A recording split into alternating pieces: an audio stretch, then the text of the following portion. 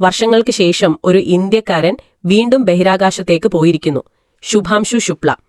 Axiom 4 എന്നൊരു private space മിഷന്റെ ഭാഗമായിട്ടാണ് പോയത്. ഫ്ലോറിഡയിൽ നിന്ന് സ്പേസ് എക്സിന്റെ ഫാൽക്കൺ റോക്കറ്റിൽ ISSലേക്ക്. ഇതൊരു വലിയ വാർത്തയാണല്ലേ? എന്നാൽ ഈ വലിയ യാത്രയ്ക്ക് തൊട്ടുമുമ്പ് അദ്ദേഹം ഒരു പോസ്റ്റ് ഇട്ടു ഇൻസ്റ്റഗ്രാമിൽ. വളരെ പേഴ്സണലായ ഒന്ന്. അത് അദ്ദേഹത്തിന്റെ ഭാര്യ കാംനയെക്കുറിച്ചായിരുന്നു. അതാണ് നമ്മളിന്ന് ശ്രദ്ധിക്കുന്നത്. എന്തുകൊണ്ടാണ് ഒരു ആസ്ട്രോനോട്ടിന്റെ ഈ വാക്കുകൾ ഇത്ര വൈറലായത്? ഈ ബന്ധത്തിന് പിന്നിൽ എന്താണ്? നമുക്കൊന്ന് നോക്കാം. ശുഭാംശു ഇൻസ്റ്റഗ്രാമിൽ കാംനയോടൊപ്പമുള്ള ഒരു ഫോട്ടോ, ഒരു ഗ്ലാസ് ഡോറിന്റെ അപ്പുറവും ഇപ്പുറവും നിന്ന് യാത്ര പറയുന്ന പോലൊരു ചിത്രം. അതിന്റെ കൂടെ എഴുതിയതിങ്ങനെയാണ്: നീ നല്ലൊരു പങ്കാളിയായതിന് നന്ദി. നീയില്ലാതെ ഇതൊന്നും നടക്കില്ലായിരുന്നു. സത്യം പറഞ്ഞാൽ ഇതൊരു സംഭവമേ ആകുമായിരുന്നില്ല. എന്തൊരു എന്താ പറയാ, മനസ്സിൽ തട്ടുന്ന വാക്കുകളല്ലേ? ഇത്രയും വലിയൊരു ദൗത്യത്തിനിടയിൽ ചിലപ്പോൾ ആരും ശ്രദ്ധിക്കാതെ പോകുന്നൊരു കാര്യം. ഇതിന്റെ പിന്നിൽ എന്താ?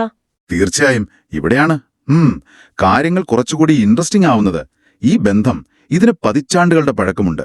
ഇവർ വെറും ഭാര്യയും ഭർത്താവും മാത്രമല്ല, ലക്നൌവിലെ ഒരു പ്രൈമറി സ്കൂളിൽ 3ാം ക്ലാസ് മുതൽ ഒരുമിച്ച് പഠിച്ചവരാണ്. ഓ, അത്രയും കാലത്തെ ബന്ധം. അതെ, ഉറ്റ സുഹൃത്തുക്കൾ. കാംന തന്നെ ഒരു ഇന്റർവ്യൂവിൽ പറയുന്നുണ്ട്, എനിക്ക് ശുഭാംശുവിനേക്കാളും ഓർമ്മ ഞങ്ങളുടെ ക്ലാസ്സിലെ ഏറ്റവും നാണക്കാരനായ പയ്യൻ ഗുഞ്ചനെയാണ്. അത് ശുഭാംശുവിന്റെ പഴയ പേരാണ്.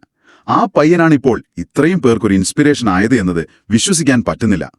അപ്പോൾ അത്രയും സ്ട്രോങ് ആയ ഒരു ലോങ് ടേം റിലേഷൻഷിപ്പാണ് ഇതിനു പിന്നിലെ ഒരു ശക്തി കേന്ദ്രം എന്ന് തന്നെ പറയാം. അതെ, ആ ഒരു ബന്ധത്തിന്റെ ആഴം അത് ശരിക്കും വ്യക്തമാണ്. ഇത് വെറുതെ പറയുന്നതല്ല എന്ന് ശുഭാംശുവിന്റെ അമ്മ ആശാ ശുക്ല പറഞ്ഞത് കേൾക്കുമ്പോൾ ഉറപ്പാകും. അവർ പറഞ്ഞത്, ഇത് ഞങ്ങൾക്ക് വലിയ അഭിമാനമാണ്, പക്ഷെ എന്റെ മരുമകളില്ലാതെ ഇതൊന്നും നടക്കില്ലായിരുന്നു. അവന് എല്ലാ സപ്പോർട്ടും കൊടുക്കുന്നത് അവളാണ്. ഈ നേട്ടത്തിന്റെ ഏറ്റവും വലിയ ക്രെഡിറ്റ് അവൾക്കാണ്. സ്വന്തം അമ്മ തന്നെ മകന്റെ ഭാര്യയുടെ സപ്പോർട്ടിനെ ഇത്രയും എടുത്തു പറയുന്നത് അത് അത്ര സാധാരണയായി കേൾക്കാറില്ല, അല്ലെ?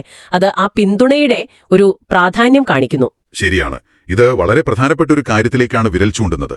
അതായത് ഈ ബഹിരാകാശ യാത്ര പോലുള്ള കാര്യങ്ങൾ ഭയങ്കര സ്ട്രെസ്ഫുള്ളാണ്, അപകട സാധ്യതയുണ്ട്, ഫിസിക്കലി മെന്റലി ഒക്കെ ഒരുപാട് വെല്ലുവിളികളുണ്ട്.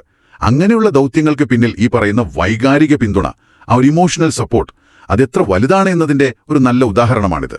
ശരിയാണ്. പ്രതികരണം. പിന്നെ അമ്മ പറഞ്ഞത് ഇതെല്ലാം അത് ക്ലിയർ ആക്കുന്നുണ്ട്. ഈ ദൗത്യം ശുഭാംശുവിൻ്റേത് മാത്രമല്ല, ശരിക്കും അദ്ദേഹത്തെ ഇവിടെ കാത്തിരിക്കുന്ന, പിന്തുണയ്ക്കുന്ന പ്രിയപ്പെട്ടവരുടേത് കൂടിയാണ്. അവർക്ക് 6 വയസ്സുള്ളൊരു മകനുണ്ടെന്നും ഓർക്കണം. അപ്പോ ആ ഒരു കുടുംബം മുഴുവൻ ഇതിന് പിന്നിലുണ്ട്. അപ്പോ ഈ നമ്മൾ സംസാരിച്ചതിൽ നിന്ന് നമ്മൾ മനസ്സിലാക്കേണ്ട പ്രധാന കാര്യം എന്താ?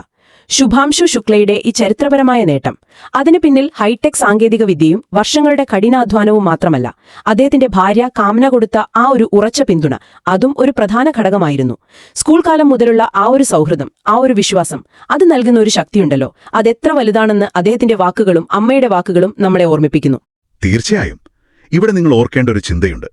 നമ്മൾ ഈ ആഘോഷിക്കുന്ന വലിയ വലിയ നേട്ടങ്ങൾ, ടെക്നോളജിയുടെയും മനുഷ്യന്റെ കഴിവിന്റെയും ഒക്കെ വിജയങ്ങൾ, ഇതിന്റെയെല്ലാം പിന്നിൽ പലപ്പോഴും ആരും കാണാതെ പോകുന്ന എത്രയെത്ര പേഴ്സണൽ ത്യാഗങ്ങളുണ്ടാകാം. സ്വന്തം കാര്യങ്ങളിൽ ഒരുപാട് വിട്ടുവീഴ്ചകൾ, ശക്തമായ പങ്കാളിത്തങ്ങൾ, ഇതൊക്കെ ഒളിഞ്ഞിരിപ്പുണ്ടാകാം. ഒരു വലിയ ലക്ഷ്യത്തിനു വേണ്ടി ഒരാൾ ഇറങ്ങിത്തിരിക്കുമ്പോൾ അവരെ താങ്ങി നിർത്തുന്ന ഈ കാണാത്ത തൂണുകൾ, അതിനെക്കുറിച്ച് നമ്മൾ എത്രത്തോളം ചിന്തിക്കാറുണ്ട്? അതൊന്ന് ആലോചിച്ചു നോക്കേണ്ട കാര്യമാണ്.